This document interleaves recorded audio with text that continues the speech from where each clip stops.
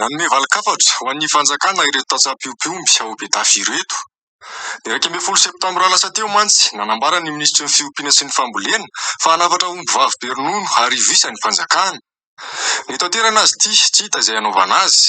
Izao indray hoe hanafatra avy any ivelany. Sa vonoina mihitsy ve ny tantsaha sy ny orinasa malagasy? Ho an'ireto piompiomby ireto dia midika ho fanambaniana sy fanapotehana tanteraka ny tantsaha malagasy io fanapa-kevitra io. Zavatra tiana hatongavana dia hoe tsintsiny avy ny fanjakana zany le aretina na zava-maharary anay tantsaha, le mpamokatra ronono. Alefa zao vonao isan-karazany zao, ohatra hoe kazefa zao halina tamin'ny TVM sy tamin'ny Hermaly dia laza fa tsy lany tsy ampy ny tolotra ronono fa be ny tinady. Dia halina indray izy mbola niteny fa sady hanafatra omby arivo no tsy ampy ny ronono fa mbola be dia be mitady. Dia izao ny voalohan-teny amin'izay dia hoe manasa ny kazefa mbo tonga aty Betafo vao ary olana ny rononona io fa zava olana petatoko hoe mody mitondro olona trany ny avy any amin'ny distrika ny avy any amin'ny faritra dia lasaina fa mividy 100 arivo dia mividy 200 arivo amin'le maitany. Izany nefa mividy eto aminay efa mividy lafo noho izany.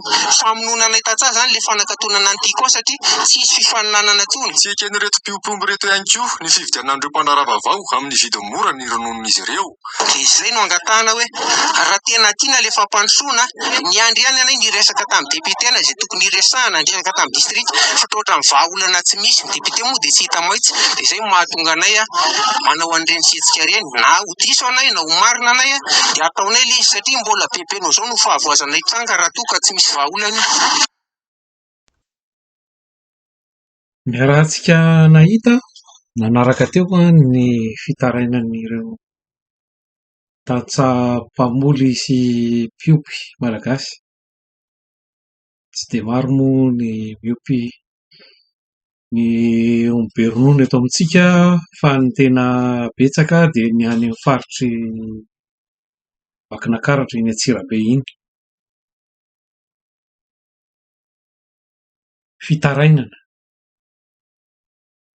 fitalaona. Matoa efa reny ny atao hoe appel SOS, izany hoe efa tena anjomara-pitarainana. Ohatran'ny tantsaha aty Eropa be dia be no mamono tena noho ny fahasaranany menjady amin'izy ireo.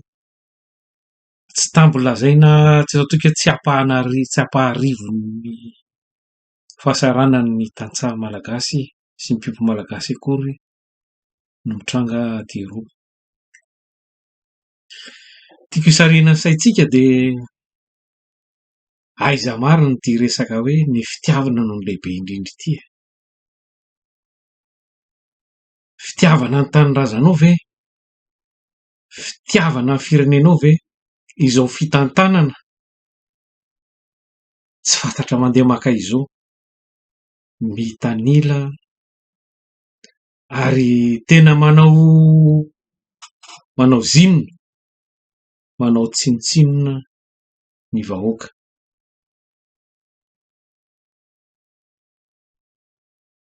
Tena filoha tsy mahafantatra marina ny hoe inona marina izany hoe Madagasikara izany. Tsy fantany akory fa ny 9% vahoaka malagasy dia mpamoly sy mpiompy avokoa. Izany hoe izao politika ampiarina ankehitriny izao dia politika famonoan-tena, famonoana firenena, tsy misy fitiavana velively.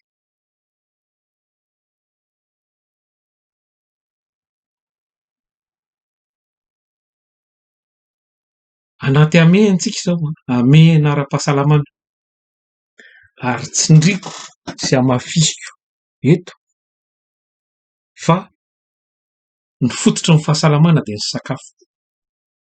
Fanafody izany mbola tsy miteny izany. Omeo fanafody izay tiana omena azy indrindra io olombelona io, na hohanina izany na sotroina izany na atsindrona izany na izay tianao hanaovana azy, azo omena sakafo. azo omena rano fotsiny, azo asiana perfusion 24 heures, ray andro dia vita ny tantara. Alohan'ny fanafody zany mbola ambony eo ambony ny fanafody ny sakafo. Zany hoe eo amin'ny filan'ny olombelona, amin'ny zavatra besoin vital, zany hoe besoin, zany besoin zany de hoe zavatra tsy maintsy raha te ho velona de tsy maintsy mihinana, ary mitombo zay amin'ny resaka ara-pahasalamana. Ka raha izay lafiny ara-tsakafo zay no voatontoiny amin'izao andron'ny amena ara-pahasalamana izao, urgence sanitaire, dia tena eloka be vava eo anatrehan'ny tany amamonina ny fitondrana manao izao asam-boto izao, satria fomba ahoana ny tany rehetra miezaka sy miaro manao izay rehetrarehetra azo atao hitsimbinana sy hiarovana, zany hoe sauvegarder ny asa ny industrie izay mbola mandeha eo amin'ny firenena anatin'izao amehan'izao. Ka raha misy ny industrie mbola tsy maintsy mandeha ary tokony handeha satria besoin vital, zany hoe hiakinany ny aim-bahoaka, ny aim-pirenena, dia ny lafiny ara-tsakafo zany. Eo ny resaka famokarana ao aoriana ao ambadika izay, satria miresaka ny tiako tsy resaka fiarovana ny tiako mihitsy ity na kely de kely ary, fa ao ambadika io resaka tiako idinao io anie, ao ambadika io magro idinao io ny famatsiana ny olona tsy misy, ary ny fiveloman'ireo tantsaha koa vononao ireo tantsaha-mpamboly mpamokatra ronono dia anisan'ny vononao ao anatin'izao fanapahan-kevitra tsy rariny ary tsy ara-dalàna mihitsy, satria tsy manaja sy tsy manaraka ny resaka tokony ho izy amin'ny fampiarana ny lalàna. Tao anatin'izay amehan'izay 5 volana ny antona ny ekônomia. Maro ireo orinasa izay nilatsaka katerina, fa matoa ny orinasa ohatran'ny tiako mbola mijoro dia matanjaka ary koa misikim-ponitra ny tompony ampijoro azy tsy ho raraka na ho rava mba hitsinjovana tsy ny tombotsoany ihany fa ny tombotsoan'ireo mpamboly majinika ao ambadika, ary koa ho reharehan'ny indostria na ny orinasa malagasy. Iverenantsika vetivety hoe ahoana ny fandehan'ity tantara ity, satria be ny zavatra tsy voalaza. Raha miresaka tiako ianao indrindra moa fa amin'izao hoe fanakatonana an'ireo usine tiako sy ireo toeram-pivarotana mifandray aminy, dia afaka tsy maintsy miverina. Zay no honnêteté intellectuelle, tsy maintsy miverina any amin'ny contexte na ny zava-nitranga teto amin'ny firenena. 10 taona lasa resaka lundi noir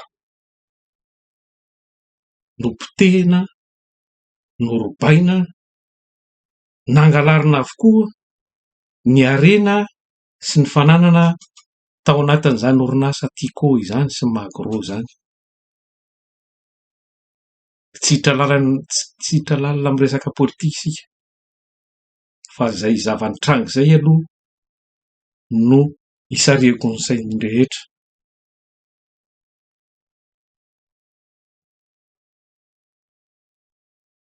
Rehefa nopotehina sy norobaina io orinasa io, dia tonga amin'ny Besandry teo amin'ny fitondrana, dia raha antsika rehetra malala tamin'ny alalan'ny fanonganam-panjakana.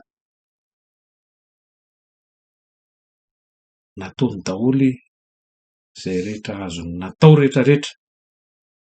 Ny filora Varimana moa tsy maintsy nandeha nisitaka, nanao exil, nanao sisitany tany Afrika Atsimo. Tonga taona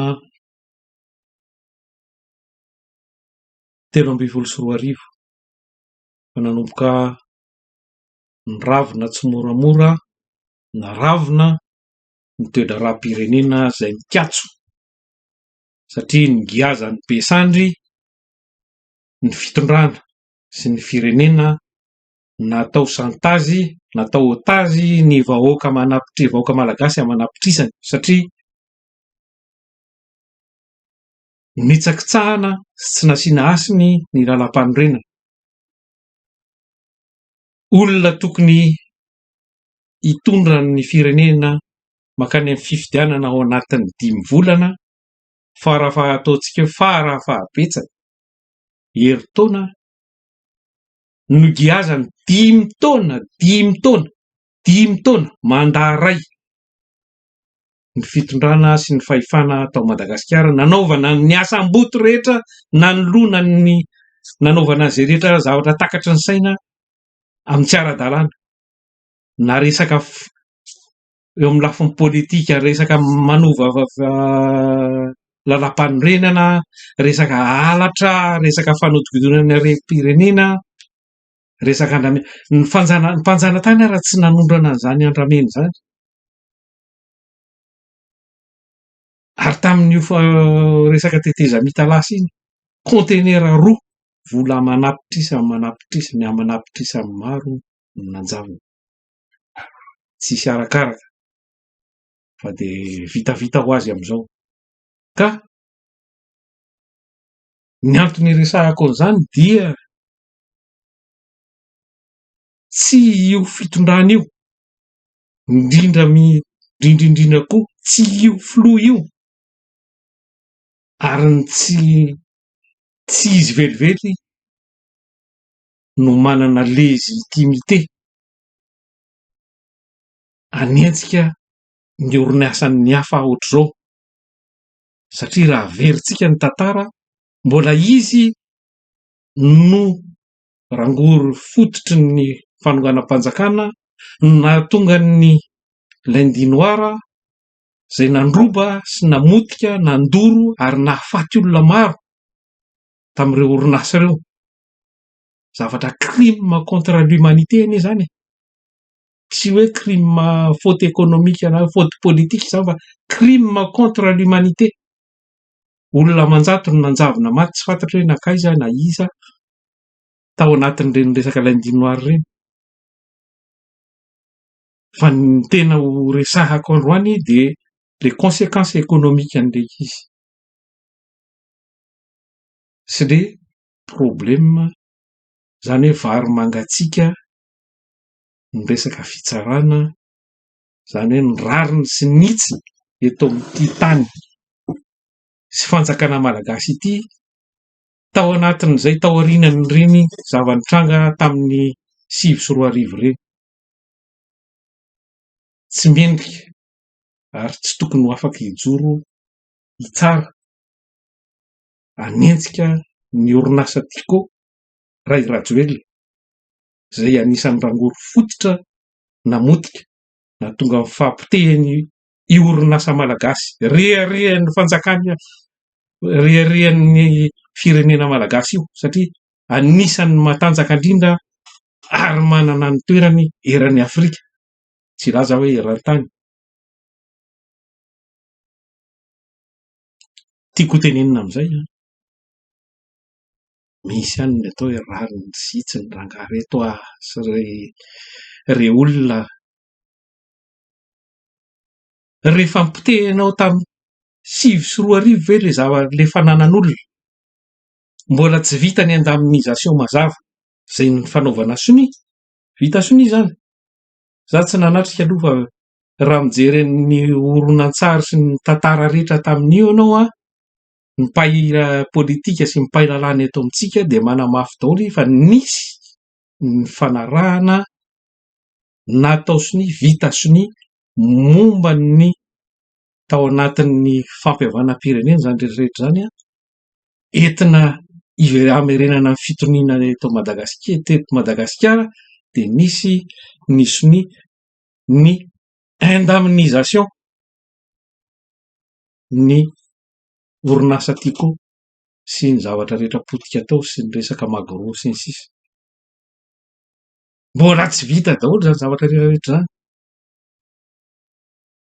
Ty misy indray koa ny resaka ino ty izy ty krizy sanitaire, urgence sanitaire amin'ity krizy nanana pandemiana Covid-19 varanaretina Covid-19 ty mibaby ny fiantraikan'izany ny orinasa. Ianao tokony hiaro an'ireo orinasa malagasy indray zay efa azo lazaina hoe ny zakan'ny tserany ary tena niezaka matoa mbola nijoro no mandrendrika azy manidy azy fahefana vezy zany tompoko fahefana vezy ary fahendrena taiza fitiavana inona fitiavana ve fitiavana firenena ve ny fitiavana no lehibe indrindra ve dia andeha hamotika ny toe-karena malagasy ohatran'izany ianao ary tsy vitany hoe ny toe-karena ihany fa ny reo tantsaha aman'alina ao ambadika zay efa tena miatra sy miaina ny jeran'ny eny anaty amehana sanitaire io urgence sanitaire zany hoe tena tsy double penina intsony zany nangafa efa triple penina zany na quadruple penina satria ianao a mamono voalohany aloha ny sakafom-bahoaka mamono ny fizarana na distribution resaka fivarotana mamono ny entreprise mamono ny indostria malagasy samy mijoro ve zany samy mijery fitaratra ve ianao ringa flo samy mijery fitaratra ve ianao hoe malagasy tokoa ako ary tiany tanindrazako tiany fireneko ary ny teny sy name tokotokony olona hoe ny fitiavana ny lehibe indrindra samy mijoro ve ianao dia mijery fitaratra fa mpijery amiko jereko mahitsy tsara io ianao raha mijery aho fa fitiavanao amin'ny firenenao ve ny zavatra fanaovana zavatra ao toy izao tsy afaka miandry amin'ny fotoana malalaka ao aorianan'izao amehan'izao ve ny fanakatonana an'ireo orinasa ireo tsy afaka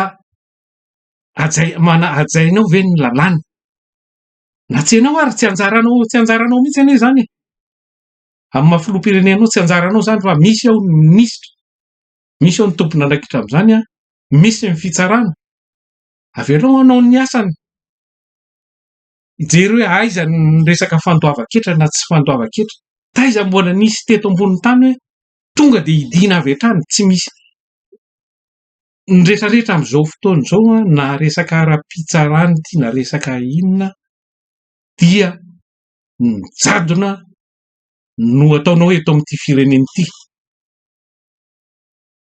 tsy tsaraina tsy atao inona ny olona fa tonga dia samborona dia hidina ao ny olona akaiky niaraka taminao malala ny rehetrarehetra ny resaka maloto rehetra nataonao rehetrarehetra hidinao ny olona anie tsy adala na ketrony fantatry ny olona fa misy antony ao matoa ny olona ohatr'ireny a hidinao ohatr'io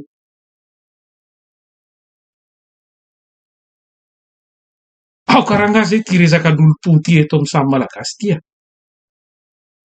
satria raha izao no reny dia hifamono eto tsika menakavy ary tsisy tombontsoa ho an'ny izana iza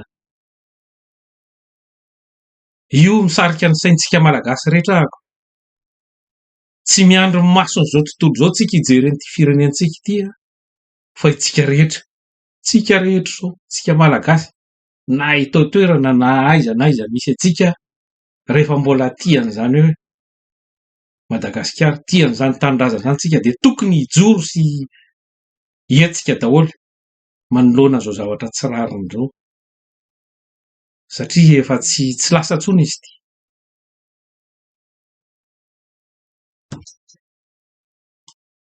Fanokevitra ny farany tamina mpanao gazety mahakasika amina fampidirana fitaovam-piadiana nolazainao fa nitsokosoko teto Madagasikara. Ny fanontaniako hoe anana ny filohan'ny antemeran-olona porofo ve ma antsokosoko azy sy tsy ara-dalàna azy amintsika mifampiresaka zao ary inona ihany koa no antony nahatonga anao namoaka an'izay resaka izay? Tsy ny filohan'ny antemeran-olona irery ataoko hoe farafaratsy ny vahoaka rehetrarehetra teo Mahamasina tamin'ny 2010 volana Jona 2010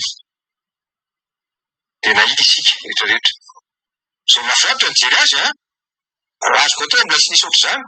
Voaviana tokoa moa ny tafika sy ny maramila sy ny polisy ny mitaky fitaovana mba hanatsarana sy ampitomboana an'ireo fitaovana ampiasaina fa misy fepetra izay mbola miverina amin'ny lalàna ary manontany an'izany ianao namoaka Gasikara dia androany no teny an'izay ataoko ngamba efa tapitra izay le droit de réserve fa dia anisan'ny nahatonga nanahirana be tamin'izany anao président par intérim satria ny misy any midenina tamin'izany dia nitondra tanaty conseil des ministres hoe misy an'ireto mampiaya satria misy fampidirana fitaovam-piadiana eto nefa reto ny fepetra tsy maintsy arahana, autorisation tsy maintsy alaina na ny fanjakana ary mampiditra azy.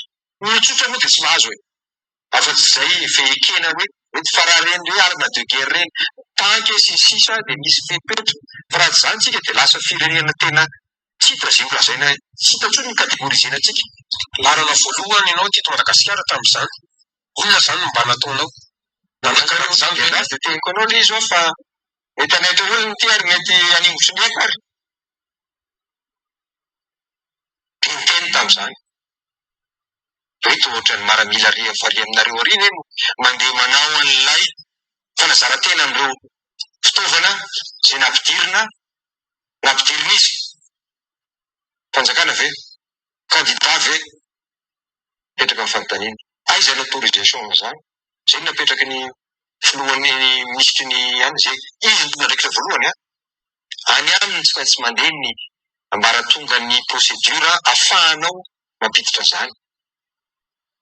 Nitsangana ny minisitra sasany tamin'izany nivoaka ny efitrano fivoriana ho inona ny idirana izany sy ny sisa nanontaniana ny premier ministre fa aiza izany fa avy taiza io ny niditra nivaliny tamin'izany tompoko hoe factice io tsy ny tena izy io tonga nefa ny 19 janvier reo izy ireo vary mangatsiaka izany za tsy manana valiteny androany izy nanao an'ilay izy fa vary mangatsiaka izany ary tena tsy azo atao izany lazaiko anao hoe foazonao moa le izy ary zay fa nanoratra an'io hoe azavao rehetra izy re olona lasa valiteny masy dia hoe dahilapetsy ilay ministra anankiray nanontaniany tao amin'ny assemblée nationale izy hoe ahoana tokoa moa izany reny dia valiteny hoe io ohatra ny zaza ao an-trano mbola tsy nahita frizidera ka rehefa tonga ilay frizidera tsy mahantany ny dadany hoe avaiza io fa dia ampiasainy fotsiny izao ilay frizidera.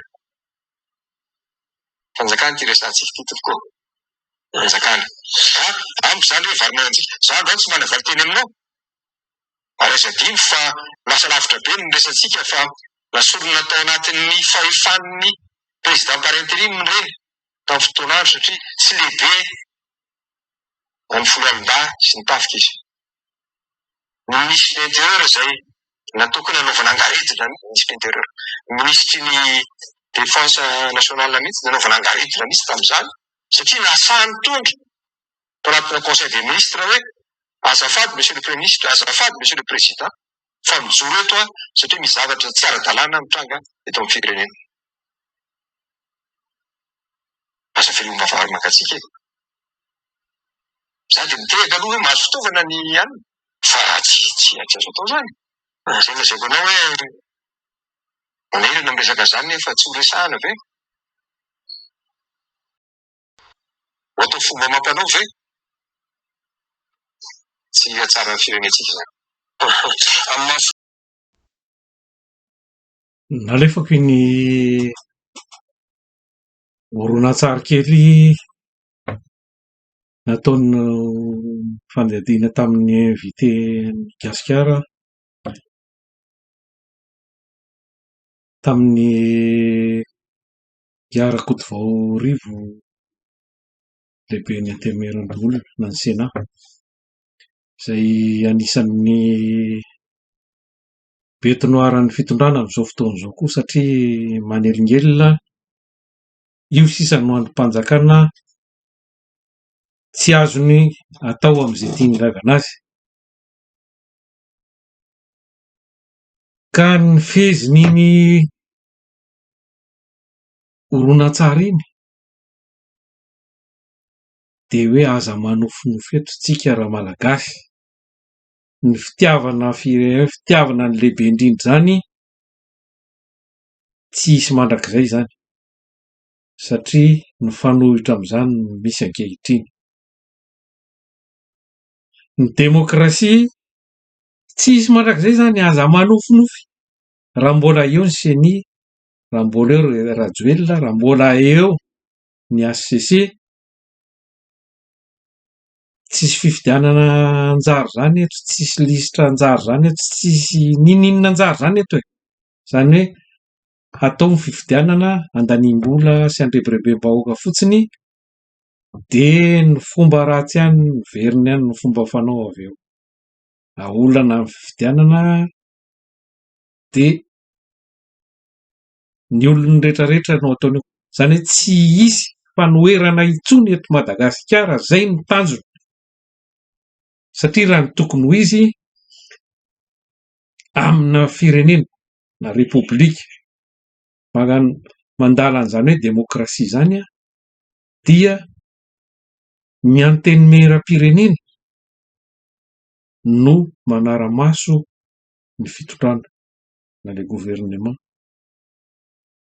Ny antsika efa tsy resaka tsy mitombina intsony zany satria efa biaisé, zany hoe efa diso, efa nodisona hatrany am-boalohany ilay fifidianana, ka na fifidianana filoham-pirenena doublon, fifidianana solombavam-bahoaka doublon, donc zany io anteny mera io, anteny mera doublon, tsy afaka hiaro ny tombotsoam-bahoaka satria tsy maronisa azo, tsy amin'ny ara-dalàna no nazahoany an'ilay hoe maronisa. Zany hoe le vahoaka izay rehefa nikajiana efa ho any amin'ny mihoatra ny dimy amby dimampolo na enimpolo isan-jato na efa hoe fitopolo isan-jato no tsy nifidy an'io filoha io. Zany hoe atezahanareo zany ny hamono an'io Sena io a, mba tsy hisy manontoana azy intsony amin'izay tiany rehetra atao. Hosoloany indray le constitution, le lalam-pandrenana arak'izay ilaivany azy, ho ataony mandat 100 taona, ho ataony président mandrakizay izy, izay tiany atao no ataony rehefa tsy hetsika isika. Fa ny tena namoahako an'iny andininy kely iny tapany iny fanadihadiana tamin'ny invité du jour ny Rakotovao Rivo iny a, dia ilay resaka fampidirana fitaovam-piadiana an-tsokosoko. Ireo fitaovan'ireo a, matory aniditra araka ny teneniny a, dia tamin'ireny a efa Rajoelina no mibaiko ny rehetrarehetra satria ny Premier Ministre ny tafiditra natsofiny tao amin'ny fitantanana. Ka raha olona ho soa, olona hanao soa ny firenena izany tompo, tsy taky na fitaovam-piadiana no maika sy priorité eto Madagasikara fa ny fahantrana sy ny hanohanana. Raha traktera no nampidirina, na dia atsokosoko aza, na dia tsy ara-dalàna aza, dia ho hita marina hoe olona mivonona hiroso sy hiroboka amin'ny fampandrosoana any Madagasikara izany dia niady amin'ny tsy fampitsakafo ary ny fahavitantena ara-tsakafo na ny autonomia. Zavatra sarobidy sy lehibe indrindra izany fa tsy hany ny problema. Ny probleman'ny Rajoelina dia ny fitaovam-piadiana entina pororoana ny samy malagasy. Iza moa nanafika an'i Madagasikara? Iza nanafika an'i Madagasikara? Komoro.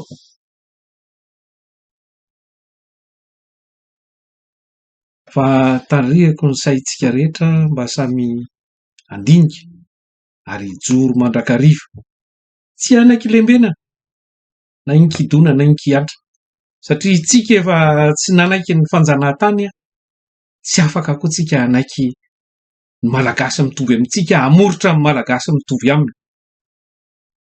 Zay aloha fa lasa lava loatra izy ity, fa dia amin'ny manaraka manao misimisy indray momba ny resaka valanaretina Covid-19 izay fiasko lainga sy fitaka hatrany am-boalohany ary famonoana ny vahoaka malagasy. Tsy misy fitiavana na kely ny malagasy no ho resahako amintsika rehetra indray amin'ny video manaraka. Mandra-peona daholo indray tompoko.